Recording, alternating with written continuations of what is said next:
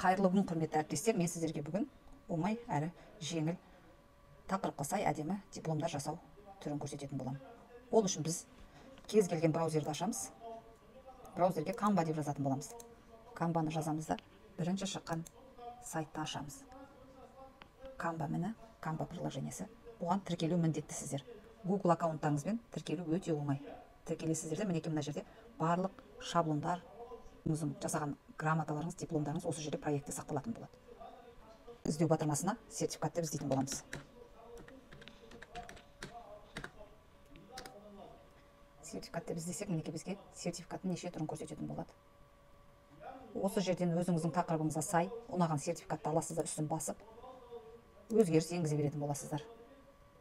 Мінекей, мына жерде сертификат ашылды. Біз мына сертификаттың үстін басып, сөзін қазақша жазып алуымызға болады. Диплом.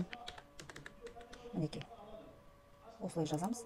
Мына жердегі қажет емес мәтінді өшіріп тастауға болады. Не болмаса, үстін басып тұрып, мінекей.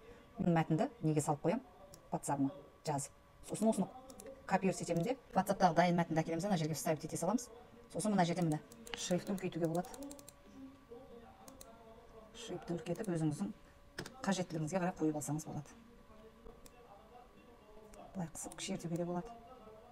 Мінекей. Мына жерде қажет емес нәрсенің бәрін алып тастаймыз да, бұл жерге өзіміздің басшымызды жазатын боламыз. Жалпы былай.